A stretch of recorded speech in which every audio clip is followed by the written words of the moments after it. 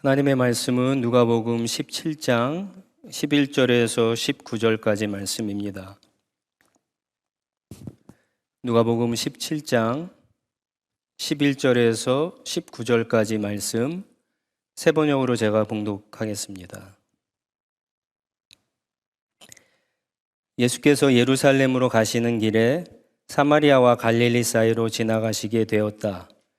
예수께서 어떤 마을에 들어가시다가 나병 환자 10사람을 만나셨다.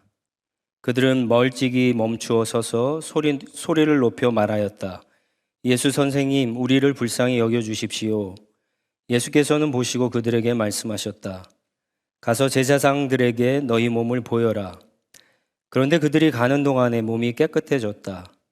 그런데 그들 가운데 한 사람은 자기의 병이 나은 것을 보고 큰 소리로 하나님께 영광을 돌리면서 되돌아와서 예수의 발 앞에 엎드려 감사를 드렸다. 그런데 그는 사마리아 사람이었다. 그래서 예수께서 말씀하셨다. 10사람이 깨끗해지지 않았느냐? 그런데 9사람은 어디에 있느냐? 하나님께 영광을 돌리려 되돌아온 사람은 이 이방 사람 한 명밖에 없느냐? 그런 다음에 그에게 말씀하셨다. 일어나서 가거라. 내 믿음이 너를 구원하였다. 아멘. 기도하겠습니다. 하나님, 한 해를 지나보면 하나님의 은혜인 것을 다시 한번 고백합니다.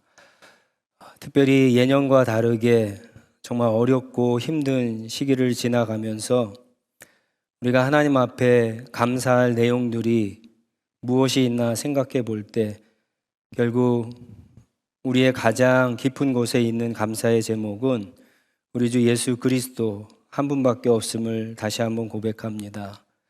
오늘 우리의 현실에서 감사할 제목이 없다 할지라도 예수님 한 분으로 인하여 감사의 예물을 드리고 감사의 마음을 담아 믿음으로 하나님 앞에 이 예물을 드리는 모든 손길들 위에 하나님께서 복의 복을 더하여 주시되 이 예물을 통해서 더 깊은 하나님의 은혜가 무엇인가 다시 한번 깨닫고 풍족한 삶 가운데 하나님 앞에 감사로 나아가는 저희들이 될 수 있도록 하나님께서 붙잡아 주시옵소서. 특별히 어렵고 힘든 하나님의 백성들 가운데 하나님이 외면하지 않으시고 지켜주시고 돌보아 주시는 줄 믿습니다.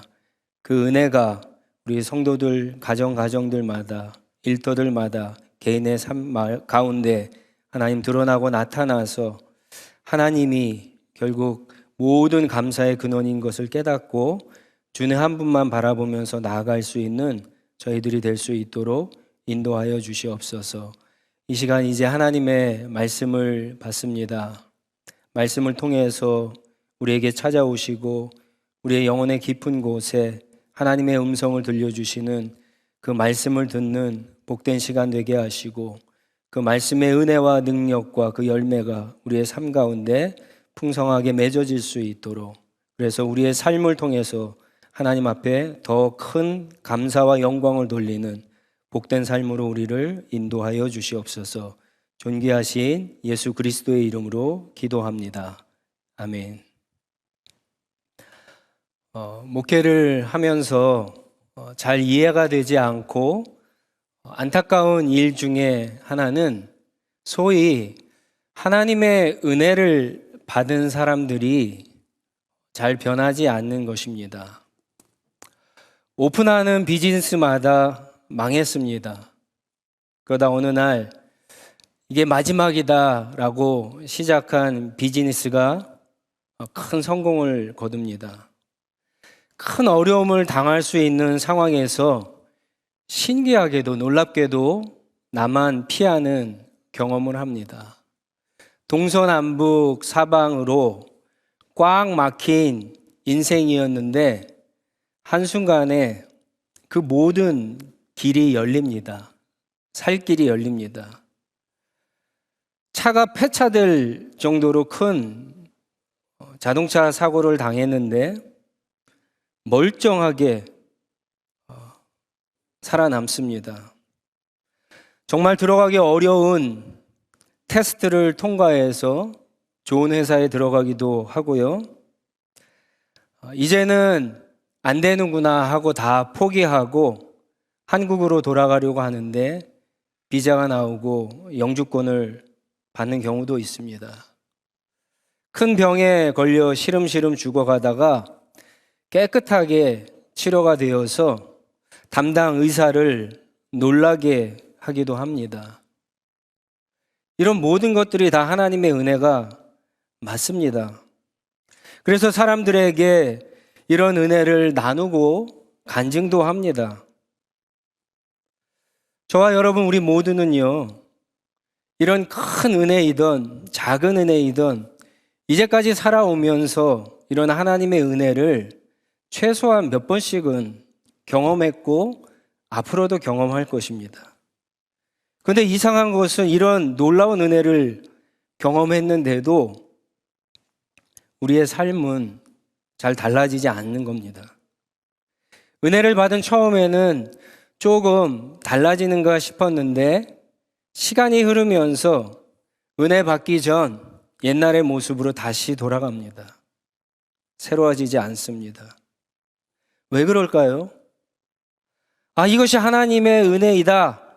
하나님이 나에게 은혜를 주셨다라고 깨달을 때는 세상이 달라 보이고 내 인생이 새로워질 것 같았는데 왜 시간이 흐를수록 변하지 않을까요? 우리가 받은 하나님의 은혜가 가짜일까요? 하나님의 은혜가 능력이 없어서일까요? 우리의 악한 본성을 하나님의 은혜도 어쩔 수 없는 걸까요? 변화시킬 수 없는 걸까요? 왜 하나님의 은혜를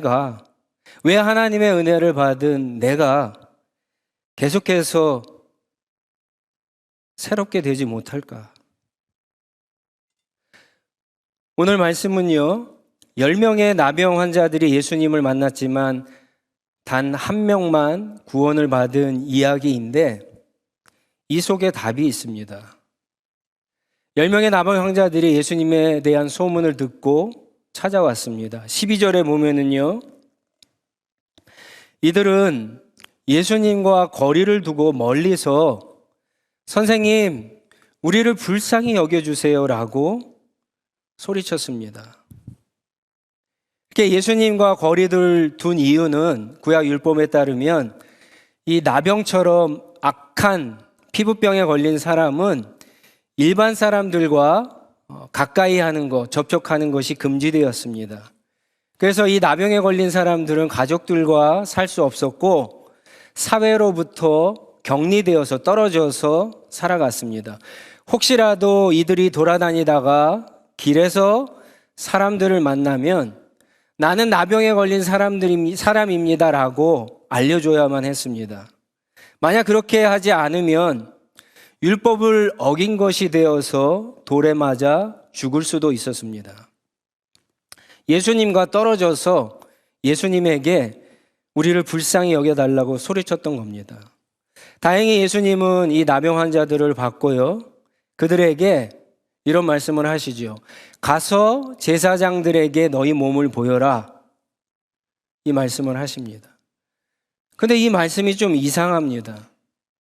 구약 율법에 의하면 나병에 걸린 사람들이 이 나병이 치료되면 먼저 제사장에게 가서 나병이 나았다는 확인을 받습니다.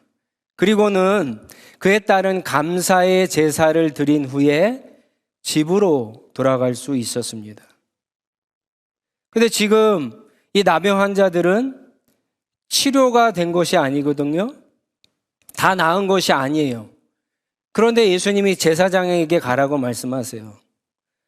나병도 고쳐주지 않고 제사장에게 가라. 순서가 거꾸로 된 거죠.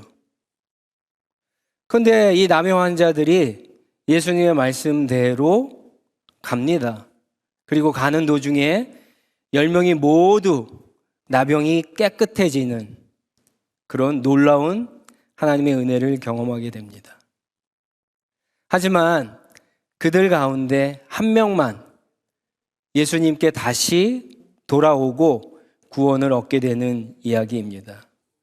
성경은 구원을 받은 사람을 사마리아인 이방인이었다라고 알려주고 있습니다. 그러니까 나머지는 다 유대인이었다라고 하는 거예요. 11절에 보면은요, 이 사건은 예루살렘으로 예수님이 올라가다가 일어난 사건이에요. 예루살렘에 왜 가셨죠? 십자가 때문에 가신 거죠. 그러니까 이 사건은 예수님이 십자가 사건을 통해서 가져올 구원의 역사가 어떤 것인지를 보여주고 있어요. 유대인이나 이방인이나 모두 구원을 받을 수 없는 나병 환자와 같은 사람들인데, 오직 예수님께 돌아오는 사람, 예수님을 믿는 사람만이 구원을 받을 수 있다는 사실을 교훈하고 있는 사건입니다. 9명의 유대인 나병 환자들은 믿음이 정말 없었을까? 왜 그들은 믿지 못했을까? 이 본문 말씀을 보면은요, 이 본문 말씀에는 두 가지 종류의 은혜가 나옵니다. 우리는 두 가지 종류의 은혜를 발견하게 됩니다. 하나는 예수님으로부터 나병이 치료된 은혜이고요. 또 하나는 구원받은 은혜입니다. 어떤 것이 더 귀한 은혜인가? 말하지 않아도 여러분들이 잘 아실 겁니다. 근데 더 중요한 것은요, 나병이 치료된 은혜를 받았다고 구원을 받는 은혜가 저절로 주어지지 않는다는 거예요. 하나님의 은혜를 안다고, 하나님의 은혜를 받았다고, 하나님의 은혜를 경험했다고 구원까지 덤으로 받는 것이 아니다라고 하는 거예요. 사실 나병이 치료된 은혜는 믿음과는 별로 상관이 없어 보입니다. 하지만 두 번째, 이 한 사람이 받은 구원받는 은혜는요, 믿음과 아주 긴밀한 연관이 있습니다. 여러분들은 나병이 치료된 은혜 역시 믿음으로 받았다라고 성경을 해석할지 모르겠지만, 글쎄요, 제가 보기에는 믿음이라고 하기에는 좀 그런데 몇 가지 이유가 있어요. 같은 복음서죠. 누가복음 5장을 한번 여러분 펴보시기 바랍니다. 누가복음 5장 12절에서 16절 말씀에 보면은 예수님이 다른 나병 환자를 고친 또 한 가지의 사건이 나오는데, 이제 이 누가복음 5장에 나온 사건과 오늘 말씀을 한번 비교해서 왜 9명의 사람들이 믿음이 없었는가를 한번 살펴보도록 하겠습니다. 첫 번째는요, 10명의 나병 환자들과 예수님과의 거리가 문제예요. 이게 믿음이 없다는 사실을 보여줍니다. 누가복음 5장에 나오는 나병 환자는요, 언제 예수님을 찾아왔냐면은 예수님이 동네 안에 계실 때 왔습니다. 예수님이 동네 안에 계시다라고 하는 것은, 복음서에 보면 예수님이 항상 다니면은 누가 쫓아다니죠? 사람들이, 군중들이 쫓아다녀요. 그러니까 예수님 주위에는 사람들이 많았는데 나병 환자가 왔다는 거예요. 이 나병 환자가 와서 예수님 앞에 얼굴을 땅에 대고 치료해 달라고 간청을 한 거예요. 율법에 의하면 나병 환자가 보통 사람들이 있는 동네에 들어올 수 있습니까? 없습니다. 이 사람은 율법을 깬 거예요. 이 사람은 예수님 앞에 나올 때 자기가 율법을 어겼기 때문에 돌에 맞아 죽을 수도 있다는 생각을 가지고, 각오를 가지고 온 거예요. 왜 그랬을까? 복음서에서 예수님은요, 여러 가지로 표현을 냈는데, 특히 구약의 율법을 대표하는 사람이 모세잖아요. 모세보다 크신 분으로 묘사가 되죠. 누가복음 5장에 나오는 이 나병 환자의 행동은요, 바로 그 예수님을 믿는 믿음의 고백이에요. 자, 반면에 이제 오늘 본문 말씀으로 와서 10명의 나병 환자들을 보세요. 이 사람들은 사람들이 없는 길가에서 예수님을 만났어요. 11절에 보면은요, 사마리아와 갈릴리 사이로 지나가셨다라고 했는데, 이 지역은 유대인들이 다니지 않는 지역이에요. 유대인들은 사마리아가 부정한 지역이라고 해서 사마리아를 항상 우회해서 돌아다녔어요. 사람들이 없고 율법에 따라 철저하게 거리를 두었다는 것은 이 10명의 나병 환자들은 율법을 따르는 사람들, 율법에 속한 사람들이다라고 하는 거예요. 여러분, 율법으로는 구원을 받을 수 있습니까? 없죠. 구원을 받을 수 없어요. 구원을 받으려면 믿음으로 받죠. 율법을 따르고 율법에 속했다라고 하는 것은 뭡니까? 믿음이 없다는 거예요. 구원을 받을 수 없다라고 하는 거예요. 두 번째, 누가복음 5장에 나오는 나병 환자는요, 예수님을 보자마자 얼굴을 땅에 대고 엎드렸습니다. 여기 중요한 단어가 엎드리다라고 하는 단어예요. 이 말은 그리스 말로 유카리스테오라고 하는 말인데, 이 말은 신약 성경에서 언제나 하나님께만 사용하는 단어예요. 하나님께 엎드린다. 여러분, 뭐가 연상이 되나요? 하나님께 경배를 드린다. 하나님께 예배를 드릴 때 사용하는 단어입니다. 이 사람은 예수님을 주님이라고 부르고 있어요. 예수님은 주님이라고 부르고 그분 앞에 엎드려 경배를 했어요. 이거만큼 분명한 신앙 고백이 있습니까? 믿음의 고백이 있어요? 반면에 10명의 나병 환자들은 엎드리지 않았어요. 나중에 한 사람, 구원받은 한 사람만 엎드립니다. 그리고 10명의 나병 환자들은 예수님을 뭐라고 부릅니까? 선생님이라고 불렀습니다. 여러분, 복음서에 보면은요, 예수님을 선생님으로 알다가 나중에 주님이라고 고백해서 구원을 받는 사건들이 많이 나오는데, 예수님을 선생님으로 아는 것과 예수님을 주님으로 아는 것은 하늘과 땅과의 차이이죠.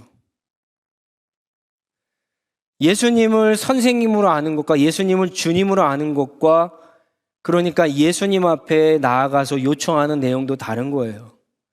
누가복음 5장에 나온 나병 환자는요, 주님으로 알았죠. 그러니까 자기가 지금 요청하는 분이 누구인가를 분명히 알고 믿으니까 나병을 가지고 나를 깨끗하게 해주세요라고 분명하게 치료해달라고 요청을 합니다. 반면에 10명의 나병 환자들, 본문에 나오는 이 환자들은요, 뭐라고 요청하죠? 예수 선생님, 나를 불쌍히 여겨주세요라고 요청을 해요.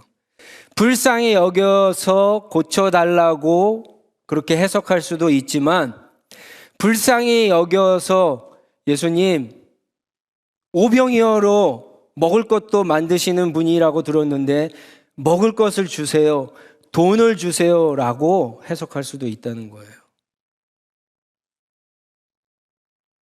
자, 그러면 믿음을 정말 찾아보기 힘든 이 10명의 나병 환자들이 어쨌든 예수님을 떠나서 갑니다.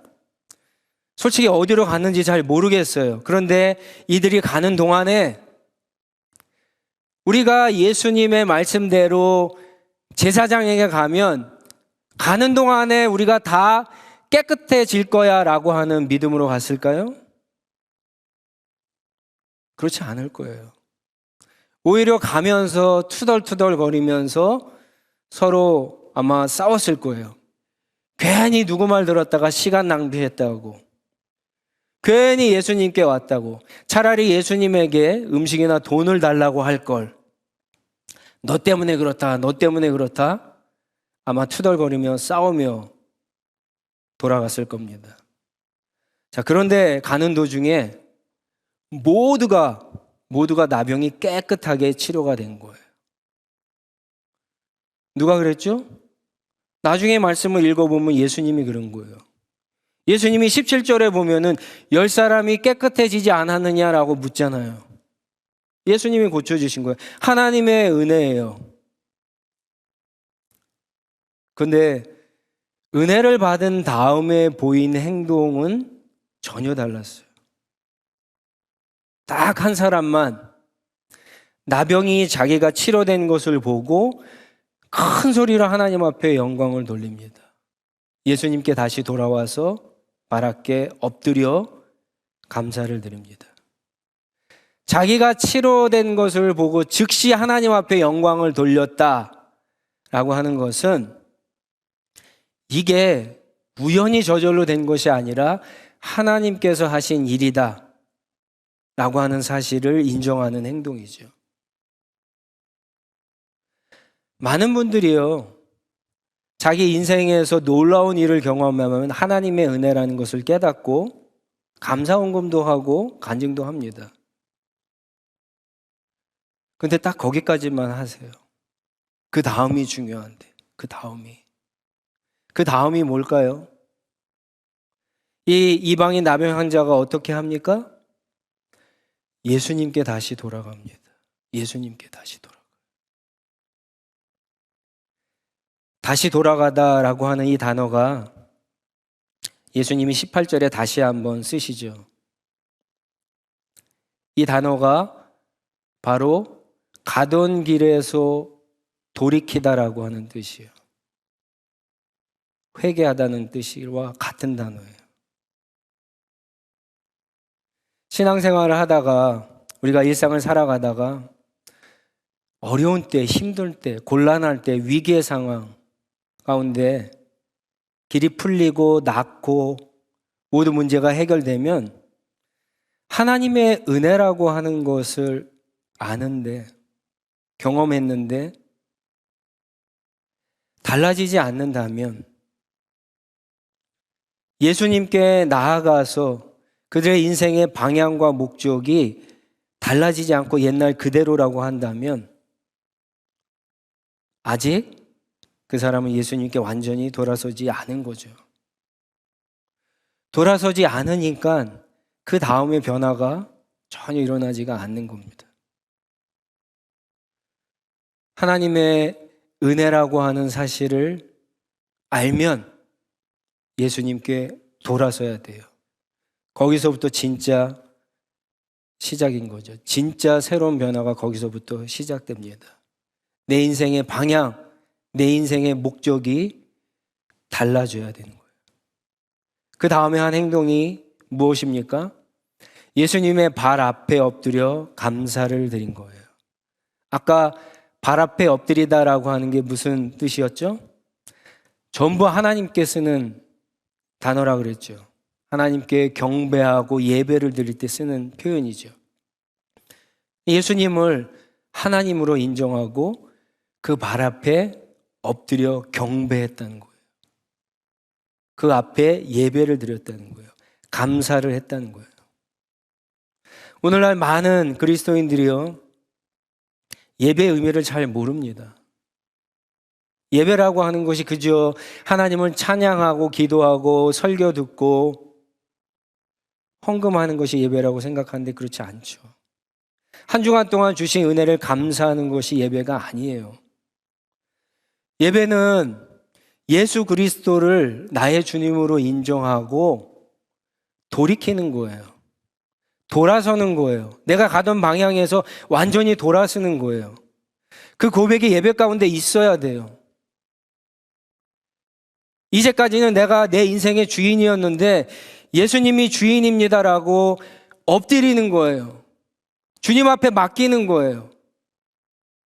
주님을 믿고 감사하는 것이 예배예요. 예수님께로 돌아서고 예수님 앞에 엎드리고 예수님께 감사하는 믿음의 행동이 예배 가운데 없으면 예배가 아닙니다. 여러분, 왜 우리가 5년, 10년 그동안 신앙생활을 하면서 수많은 예배를 드렸는데 왜 우리가 달라지지 않을까요?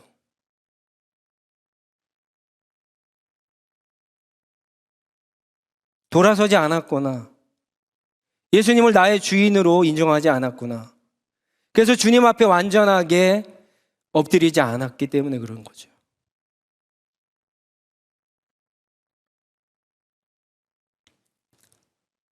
돌아서셔야 돼요. 엎드리셔야 돼요.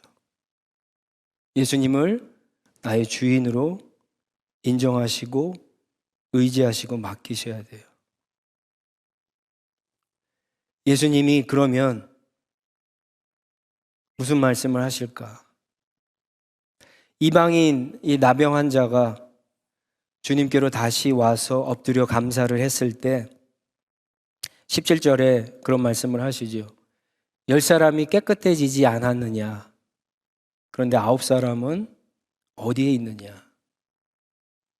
예수님이 9사람이 어디로 갔는지 몰라서 그게 정말 궁금해서 물어보셨을까요? 그렇지 않죠. 뉘앙스로 봤을 때 너무나 안타까워서 그러신 거예요. 10명에게 다 은혜를 베푸셨는데 왜 한 명만 왔느냐?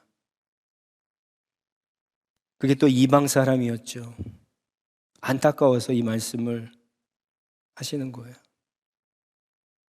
성경은 9사람이 집으로 돌아갔는지 제사장에 갔는지 기록하고 있지 않아요. 중요하지 않기 때문에 그래요. 9사람은. 한 사람이 중요합니다. 사실은 성경 문맥에서 보면 유대인이었다라고 하는 단어도 나오지 않아요. 그런데 예수님에게 다시 돌아온 사람은 중요해요. 그래서 이방인이었고 이방인 중에서도 사마리아인이었다라고 이야기하는 거예요. 흥미로운 사실은요. 처음에 예수님이 이 10명의 나병 환자들에게 제사장에게 가서 내 몸을 보이라고 그렇게 이야기하셨죠. 근데 그 말씀처럼 이방인은 정확하게 제사장에게 왔다는 거예요. 율법이 말하는 제사장이 아니라 복음이 말하는 대제사장 누구시죠? 예수님에게 나왔다는 거예요. 그리고 내 믿음이 너를 구원하였다. 오직 유일하게 인간의 죄를 사하실 수 있고 구원을 베푸실 수 있는 대제사장이신 예수님의 이 놀라운 구원의 선언을 듣게 된 거예요.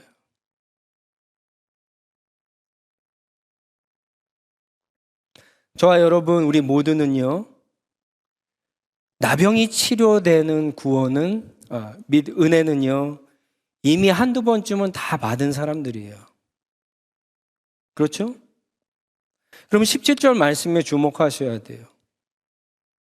이 예수님의 말씀이에요. 너희는 다 깨끗해지지 않았느냐?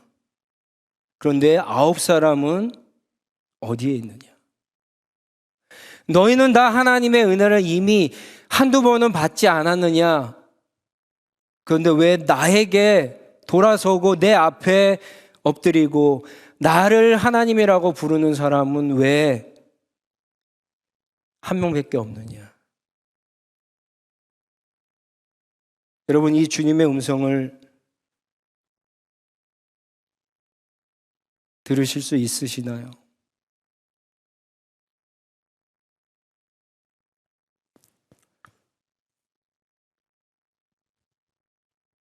왜 우리는 은혜를 받고 그 은혜로 인해서 우리의 삶이 주님이 원하시는 대로 새로워지지 않을까?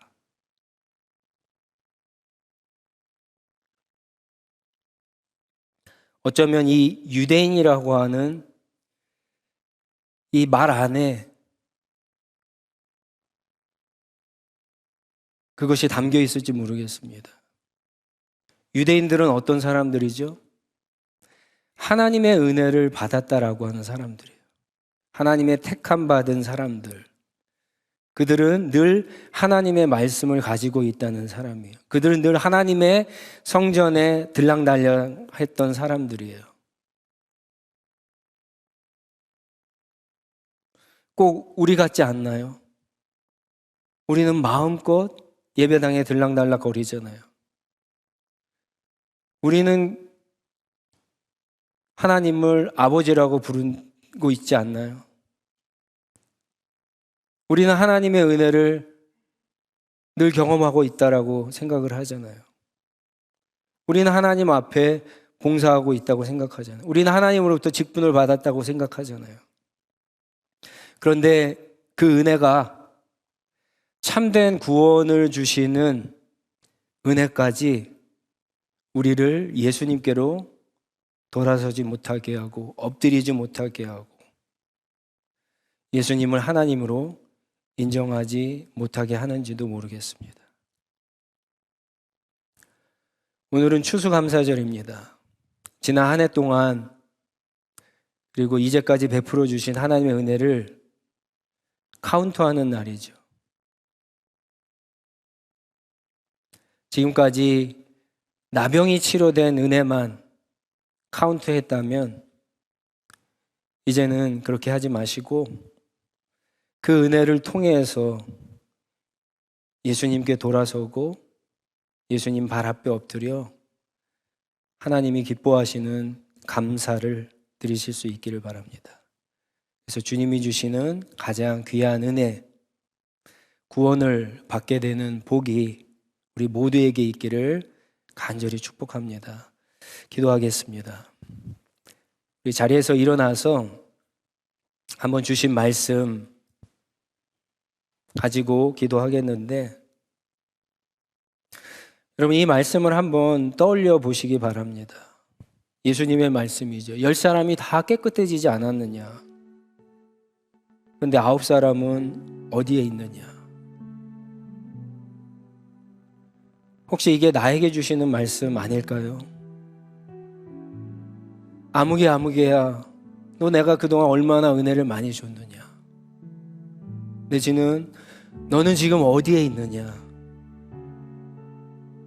우리가 있어야 할 자리는 예수님의 발 앞 아닌가요? 여러분이 하나님께 감사하려고 하는 감사 내용이 무엇입니까? 우리의 건강을 지켜주신 것, 어려운 가운데서도 회사에 다니고 돈 벌게 하신 것, 그래도 없는 가운데에서도 자녀들을 서포트할 수 있게 하신 것, 일할 수 있는 직장을 주신 것, 우리 자녀들이 잘 되게 하나님이 길을 열어주신 것, 결혼하게 하신 것, 남들은 잘 안 되는 비즈니스가 이 코로나 상황에서도 잘 되게 하신 것, 다 하나님이 주신 은혜 맞아요. 감사해야 돼요. 근데 여러분 거기서 또 다른 차원의 정말 우리가 받아야 되는 그 은혜의 자리에 나아가기 위해서는요, 믿음이 필요해요. 예수님께 돌아서야 돼요. 예수님 발 앞에 엎드리셔야 돼요. 여러분 우리가 감사하려고 하는 제목들을 보세요. 다 유효기간이 있는 것들이에요. 길어봐야 우리 인생에서 다 끝나는 것들이에요. 그리고 정말 이런 일이 일어나서는 안 되겠지만 어느 날 한순간에 다 잃어버릴 수도 있는 것들이에요. 그래서 우리는 영원한 은혜, 유효기간이 없는 은혜, 바로 구원의 은혜를 받아야 되는 거죠. 추수가 무슨 뜻이죠? 곡식을 걷는 거잖아요. 추수감사절에 하나님이 가장 원하시는 추수가 무엇일까? 뭘까요? 그건 나예요, 나. 나의 영혼, 나의 인생. 하나님 원하시는 게 그거예요. 그러면 우리가 추수되어서 하나님 앞에 감사드리는 것이 진짜 추수감사절이 아닐까요? 여러분, 이미 예수님께 돌아서기에는 우리가 받은 은혜로 충분합니다. 충분해요. 한번 계산해 보세요. 얼마나 많은 은혜를 받았는가, 우리가 누리고 있는가. 그 은혜를 잘 세어보시고 그 다음 단계로 나아가시기 바랍니다. 예수님께로 돌아서십시오. 예수님 발 앞에 철저하게 엎드리십시오. 그리고 예수님만을 섬기시고 감사하시기 바랍니다. 그러면 주님이 주시는 참된 구원의 은혜가 여러분의 것이 됩니다. 이 놀라운 은혜가 우리 모두에게 이 시간 임하기를 간절히 기도드리겠습니다.